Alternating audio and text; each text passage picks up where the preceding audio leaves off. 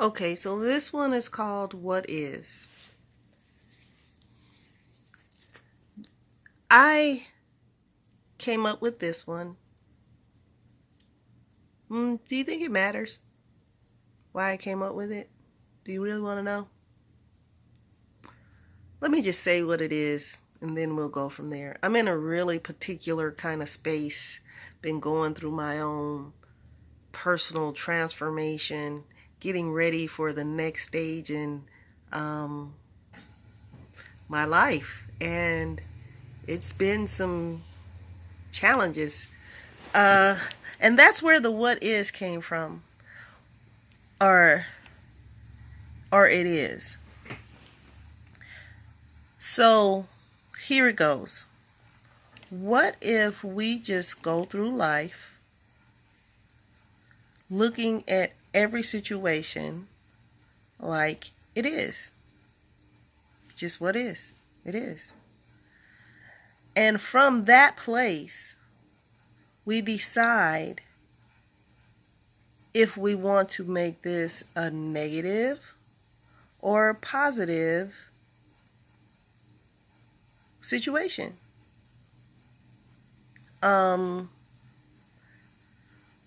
How would our lives be then? How would my life be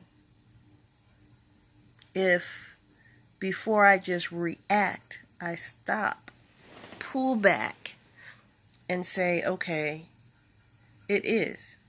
This is just what is. So how am I going to take that? Do I want to take it as positive? Do I want to take it as negative? Do I want to take it as something super, super hurtful? Or do I want to just see it as what is and let it stay neutral? Every situation in itself is neutral. Every situation, every behavior, these things are neutral. We are the ones that assign a negative association or positive association to it. And then from there, emotions get assigned to it. So when we decide that something is positive, when we take something in a neutral state and then say, okay, I want to make this positive. The next step would be to say, what do I consider to be positive? And why am I considering this to be positive? That's the growth. That's the continual checking yourself to make sure you are staying on your contracted path in life, on your purpose in life, and staying true to you and your authentic self and to the things that you want to happen for yourself right now. Asking yourself that question.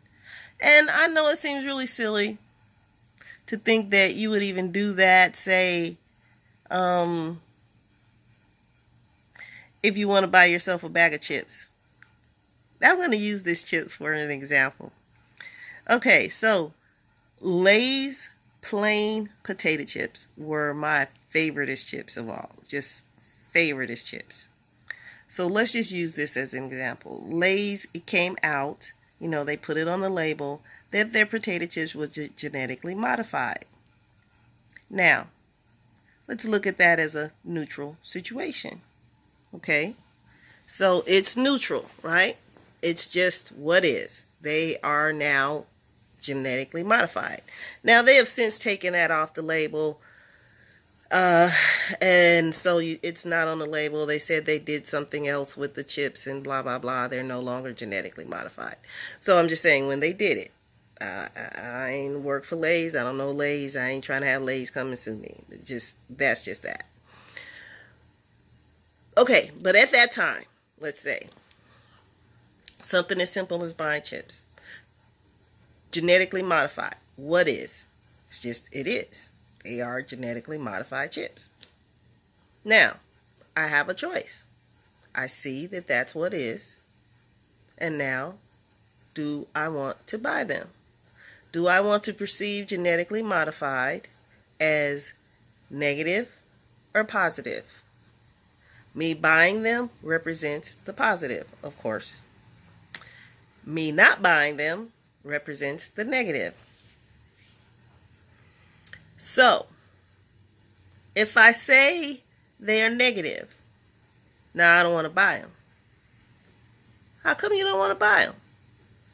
Because I have a belief that genetically modified food is not good for this DNA suit, this DNA body, this DNA, my body. Let's keep it simple. It's not good for my body. My body needs natural food. This is my belief. This is what I'm using to make that I don't want to buy it on. My body needs natural foods that come out of the ground, and anything that is closest to its natural state, my body can then process. The further you get from the natural state makes it harder, not only for my body to process, but could also turn into something that could become toxic to my body. Now, if I want to live a life of mind, body, soul, taking care of all aspects of this DNA body, this mind, and this soul, the spirit, then I have to be mindful of what I put in this suit, in my body. So that would be the reason why, the beliefs that go why I wouldn't buy it.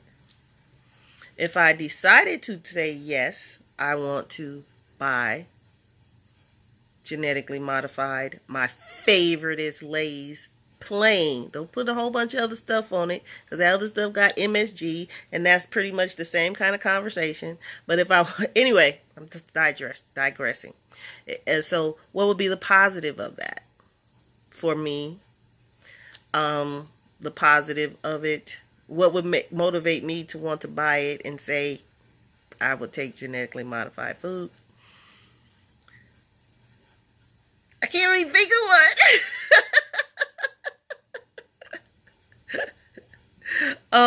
Let's just say I have eaten Lay's, and that's because I like Lay's and I wasn't caring about the genetically modified. I wanted the taste. And I know they put some kind of chemical on them chips to make it so that, you know, how they say it, you can't eat just one. You can't just eat one chip, you know.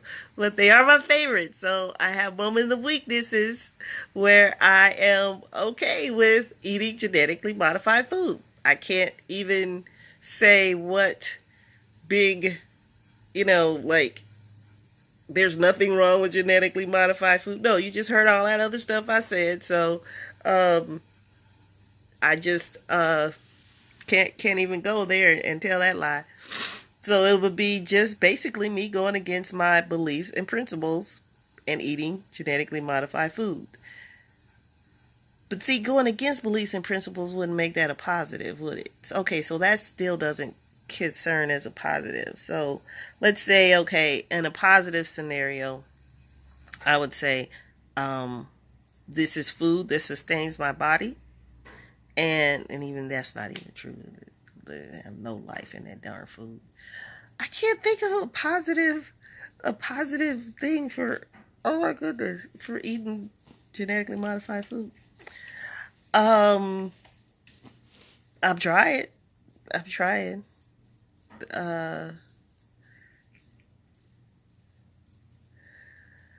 Well, you get what I'm trying to say. The point is, what is that it's just that we assign whether or not it is going to affect us positively or negatively based on whatever foundational beliefs we have. I'm firmly against vaccinations.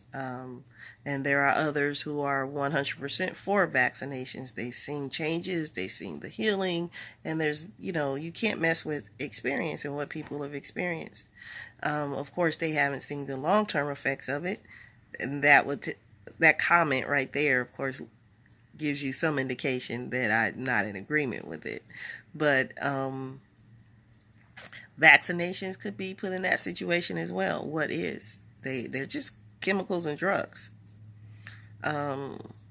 something somebody cooked up in the lab. That's all it is. And it could be positive, it could be negative. It's all based on this. So let's bring it back to home. We had that whole conversation about Lay's potato chips. Let's bring it back to relationships. Let's bring it to the person that cut you off while you're driving. Let's bring it to your child or your loved one or your spouse, your girlfriend, boyfriend, classmate. All the people in your lives, how you interact with them. Let's bring it to life situations. You got fired. You lost your business. You lost your form of income. Let's get personal. Your children have left the home. You have to start over. All of these things.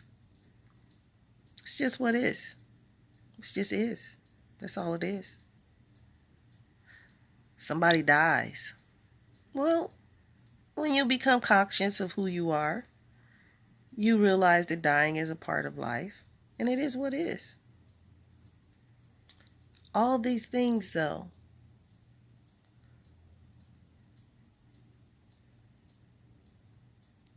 can have an effect on us one way or another. Depends on how you want to determine if it's a positive or negative. It all goes back to you and your perceptions. So it can be, let's say, a death.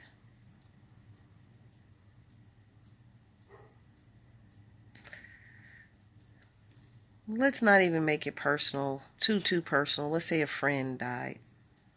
Somebody you really liked. Didn't spend a whole lot of time with, but you really liked them. From that place, like we know, death is what is. We are born, and the minute we're born, we're dying. We're getting closer to death.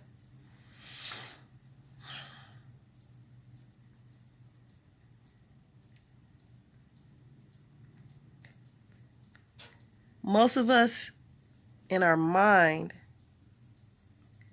because of society, perceives death as a great thing, especially if you're religious. And if you're not, then it's karma or something else or whatever. I mean, religious in the Christian religion. Death is a great thing. You're going to heaven. You're going to get a chance to do it all over again. You're going to meet God. So we're happy for the loved ones. That's what the society says we're supposed to be. We're supposed to be happy with them. But our hearts, we miss them. We miss them. So how do you take that scenario of somebody dying to help you not get stuck in the heart grief? Or just to put it in that what is situation. This is my attempt. If we live life this way on a continual basis, then we are actually in control. We get a little bit more control over our future. So I don't believe there's really a future. There's always just right now. And tomorrow is just the right now that hasn't come yet. So it's always just right now. I don't know if that makes sense. And we will go there. That's a whole nother conversation. So we take that and we say, okay, he's not here anymore. She's not here anymore. It is what it is. It is. Negative?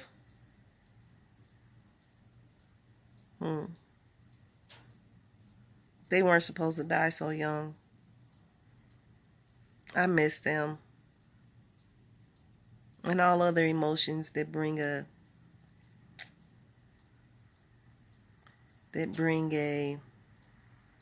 negative energy to your world.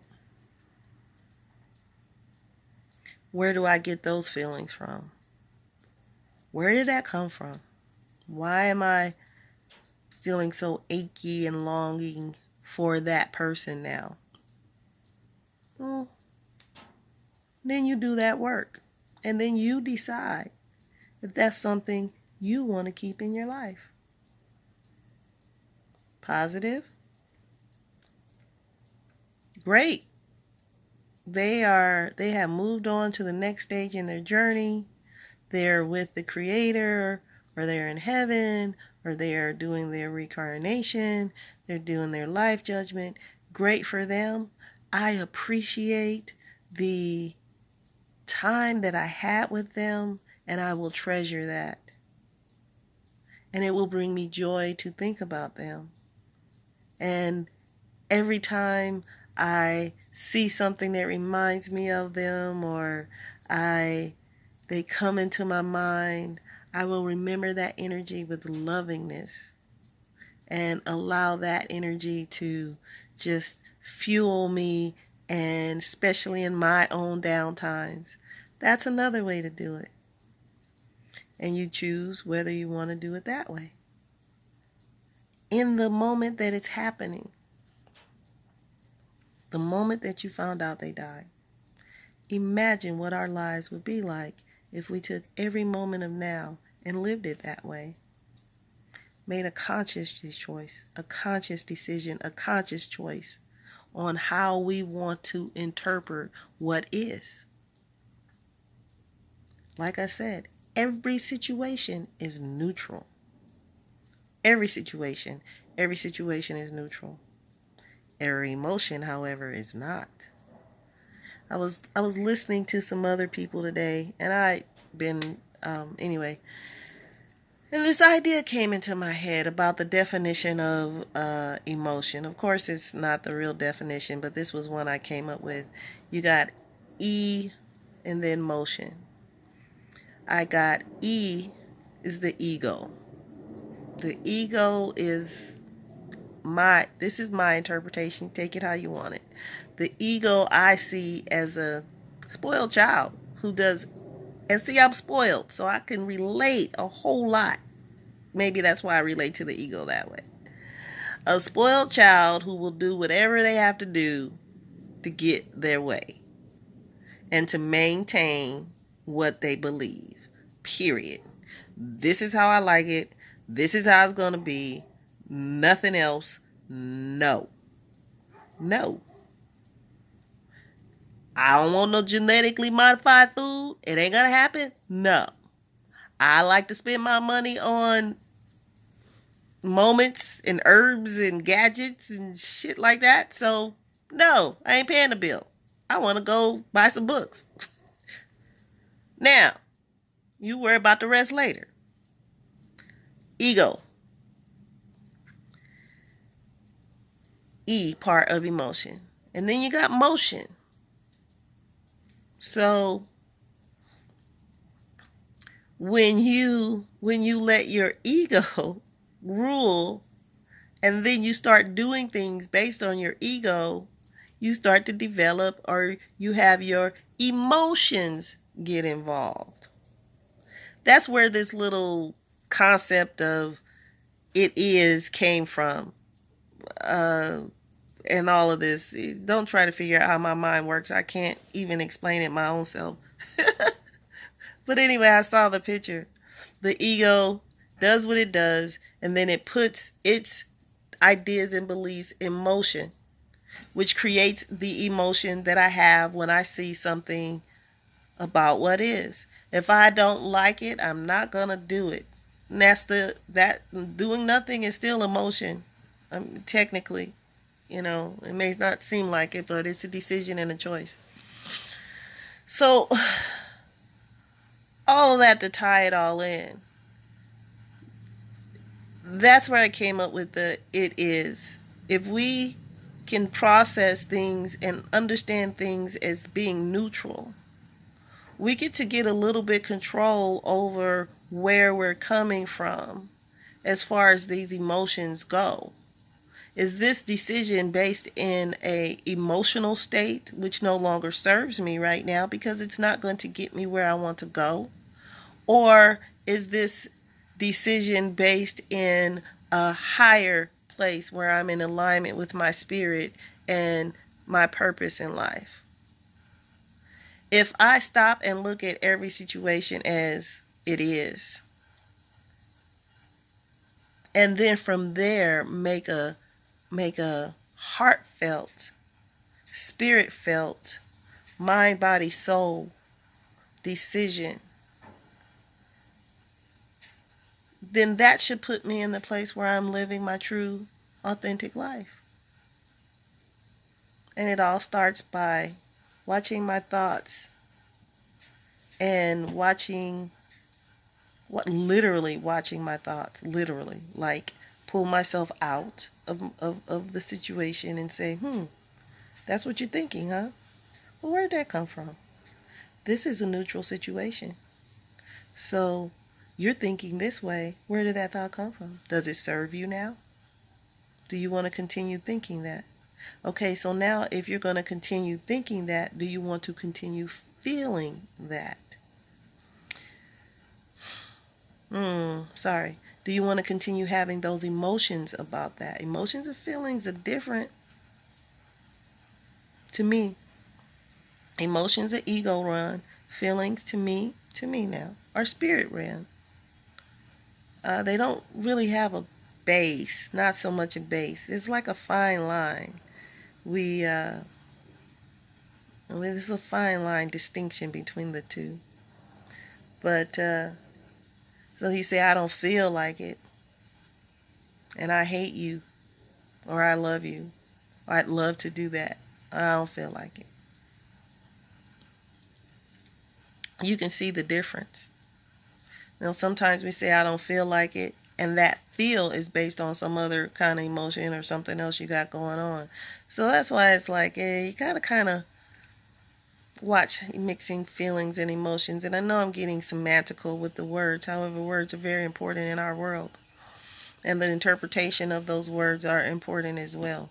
We can speak curses on people, and we can speak love on people. Now, to me, to curse means to speak curses on people. I can say shit, fuck, all of that stuff. That's not cursing. That's using acronyms. Every one of those words is an acronym. Except for mother, I don't necessarily know if that's an acronym.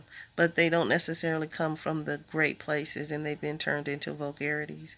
But to me, to curse is to say that, I won't say that, is to say that person ain't shit. They ain't shit now, they never was shit. They ain't shit now, and they ain't gonna be shit. That's cursing. So that's cursing. And I would rather not use my words as weapons to do that. Anyway, I said all that. Let's go back to what is. Let's live my life that way. Try it for 2 weeks. No, 21 days. Try it for 21 days. I'm going to try it for 21 days. From every choice. And see how it goes. I don't know that I will report in. But if I decide to do another one of these to let you know, maybe you can tell by how I am reporting in. Anyway, I've talked a lot now, so I want to get something to drink. Tea. Love tea. In my mason jar. It's the only way to have it, baby. By the way, that's homemade tea too, not no store-bought. Well, I guess in some end it was store-bought, but anyway, that's neither here nor there. That's my story. That's my percolations on living a life of it is. What is, and what you gonna do about it. Ooh, what you gonna do about it. How you gonna live it. How you gonna do it.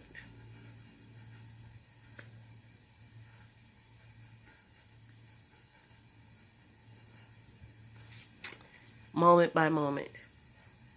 All we ever have is this moment. That's all we ever have.